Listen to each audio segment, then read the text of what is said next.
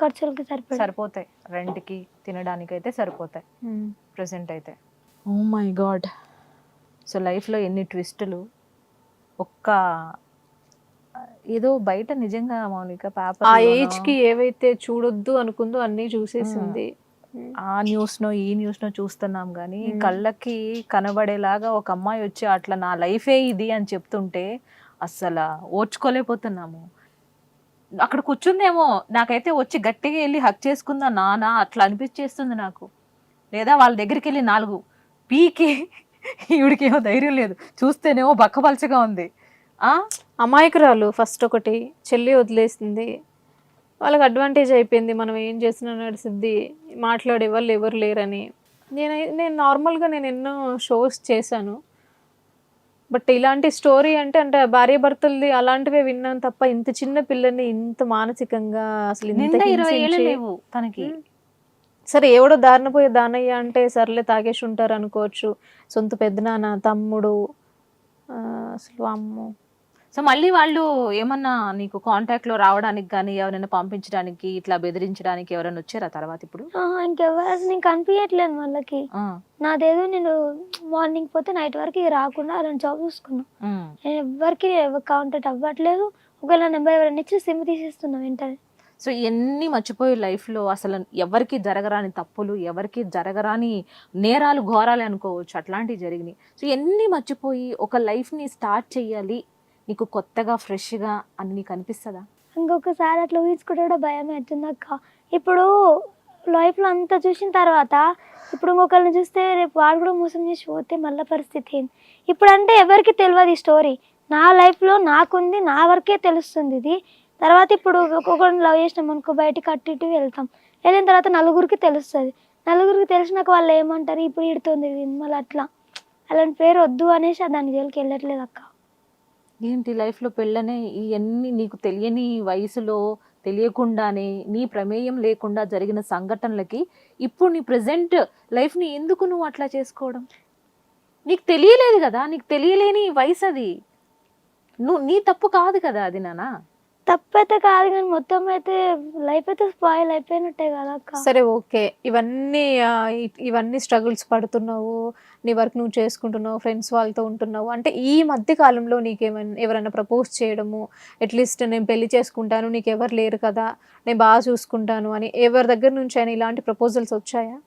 Proposals అయితే వచ్చినాక, కానీ ముందు మెయిన్ ఏంటంటే నేను షేర్ చేయలేకపోతుంది. ఫస్ట్ నేను ఎవరికి నా పర్సనల్ ఇష్యూ షేర్ చేయను. ఎందుకంటే మామ్ డాడీ లేడంటే మళ్ళీ ఎవరు అడ్వాంటేజ్ తీసుకుంటారేమో ఒక చిన్న డౌట్. ఇప్పుడు ఒకవేళ చెప్పినా అనుకో, సరే వాడుకుని వదిలేస్తాం అనుకుంటారు. సో అందుకని ఎవరు అడిగినా మా మమ్మీ డాడీ ఊర్లో ఉంటారు. ఇది ఒక్కటే చెప్పుకొని లైఫ్ మూవ్ ఆన్ అవుతున్నాం. సో ఇలా అని ఎంతవరకు ఉంటావు చెప్పు? ఇంకా చెప్పలేము అక్క. ఇక లైఫ్ అనేది లైఫ్ కావాలి కదా నాన్న.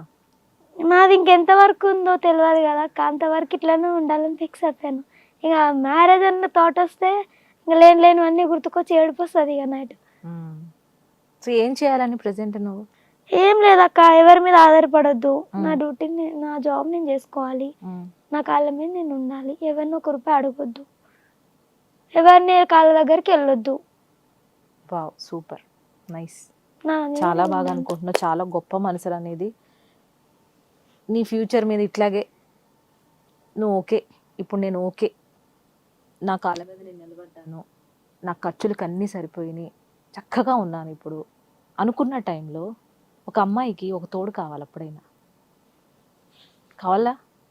సమాజంలో మనం హ్యాపీగా, నాకు నా తండ్రి లాంటి, నీ తండ్రి కాదు, నీ తండ్రిని నేను అనుకోను, నీ తండ్రి గురించి మాకు ప్రత్యేకించి ఏం తెలియదు కాబట్టి, తండ్రిలాగా కేర్ చేసే ఒక అతను ఎవరికైనా ఒక అమ్మాయికి కావాలనుకుంటుంది ఎప్పటికైనా.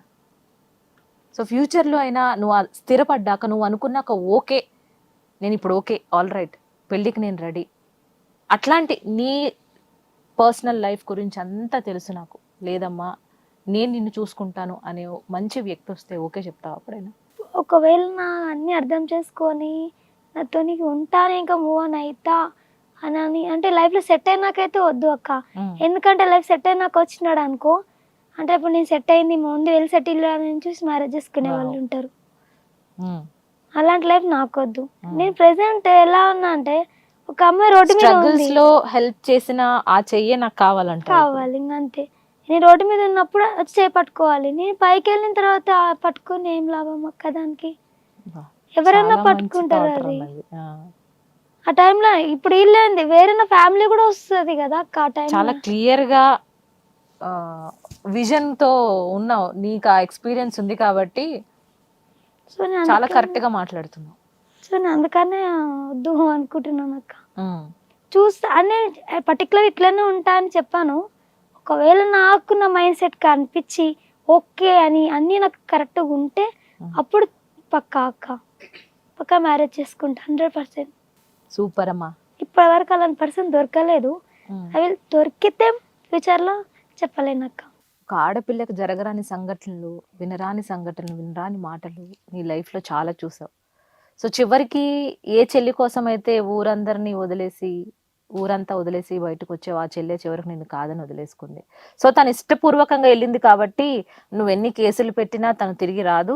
ఇక తన ఏం చేసుకుని ఎట్లా ఉన్నా తన లైఫ్ తను లీడ్ చేసుకుంది కాబట్టి వదిలేసుకోవడమే. ఇంకా చెల్లి గురించి నువ్వు ఆలోచించాల్సిన అవసరం కూడా లేదు. ఎందుకంటే నీ మీద అక్క అనే ప్రేమ ఉంటే ఈ పాటికి వచ్చేది. చెల్లిదారి చెల్లిది, ఇంకా మనం ఏం చేయలేము, ఇంక వదిలేసుకోవడమే అని కూడా ఫిక్స్ అయిపోయావు కదా నువ్వు. రైట్.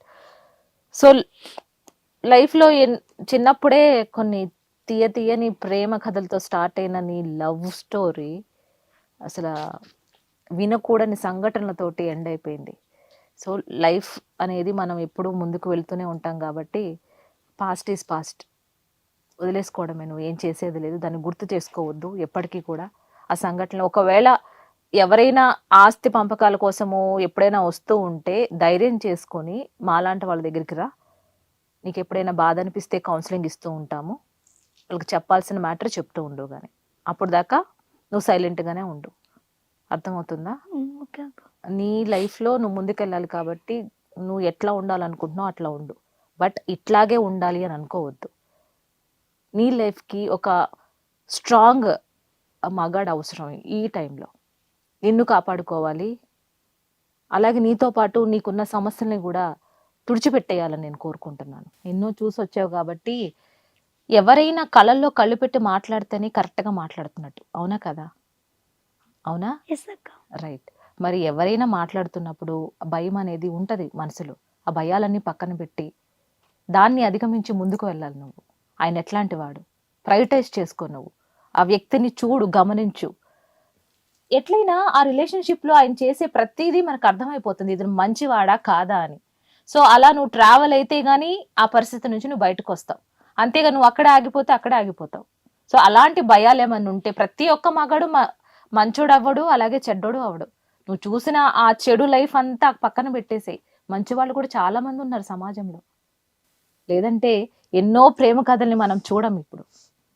సో హ్యాపీగా నీ లైఫ్ని లీడ్ చేసుకో, భయాలన్నీ పక్కన పెట్టాయి. అదే నేను కోరుకుంటున్నా ముందు. అండ్ ఎవరితో మాట్లాడినా కూడా నువ్వు భయపడాల్సిన అవసరం లేదు. ఒక అబ్బాయి నీతో ఎట్లా మాట్లాడుతున్నాడో నీకు అర్థమైపోయింది. సో నువ్వెట్లా మాట్లాడుతున్నావో, నువ్వు ఎట్లా బిహేవ్ చేస్తున్నావో దాన్ని బట్టి అవతల పర్సన్ నీకు మర్యాద ఇవ్వడమా, నీతో పిచ్చిగా బిహేవ్ చేయడమా చేస్తాడు.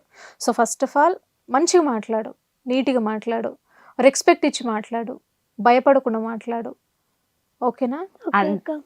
నా కోసం ఓడి చేయాలి, మంచిగా తినాలి, డబల్ అయి రావాలి నెక్స్ట్ టైం. ఓకే అక్క. ఓకే నాన్న, thanks for coming. Thank you అక్క. And all the best to your future.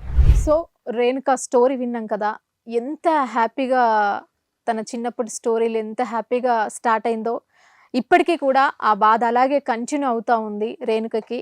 And ఒక అమ్మాయి ధైర్యంగా ఉండాలి అని అంటే తన చుట్టూ ఉన్న వాతావరణం, తన పేరెంట్స్, ఫస్ట్ ఆఫ్ ఆల్ తన పేరెంట్స్ ఉండాలి. బట్ రేణుకకి ఆ అదృష్టం లేదు. సో చాలా మంది ఇలాంటివి ఫేస్ చేస్తూ ఉంటారు అమ్మాయిలు. ఒక అబ్బాయి మనతో ఎట్లా మాట్లాడుతున్నాడు, ఎలా బిహేవ్ చేస్తున్నాడు, తన టచ్ ఎలా ఉంది, మంచిగా ఉందా చెడ్డగా ఉందా. సో ఏదైనా కూడా మనలోనే ఉండాలి, ధైర్యంగా ఉండాలి. అండ్ ఆ అబ్బాయి మనతో ఏ విధంగా నడుచుకుంటున్నాడు, ఏ విధంగా మాట్లాడుతున్నాడు అనేది మనం నేర్చుకోవాలి. ఫస్ట్ ఆఫ్ ఆల్ తను భయపడుతుంది కాబట్టి ఇంకా భయపెడుతూనే ఉన్నారు. అండ్ అమ్మాయిలంతా చాలా జాగ్రత్తగా ఉండాలి. వాడు అన్నైనా ఫాదర్ అయినా ఎవరైనా కూడా అసలు మనతో ఎట్లా బిహేవ్ చేస్తున్నాడు అనేది ఖచ్చితంగా తెలుసుకోవాలి ఈ జనరేషన్లో. అండ్ రేణుక స్టోరీ ఆ అమ్మాయి లైఫ్ ఇంకా సక్సెస్ఫుల్గా ముందుకెళ్ళి ఒక మంచి పార్ట్నర్ దొరికి మంచిగా పెళ్లి చేసుకొని తనకు మంచి ఫ్యామిలీ రావాలని మేము కోరుకుంటున్నాము. అండ్ ఇంకో ఎపిసోడ్తో మళ్ళీ మీ ముందుంటాను. Thank you.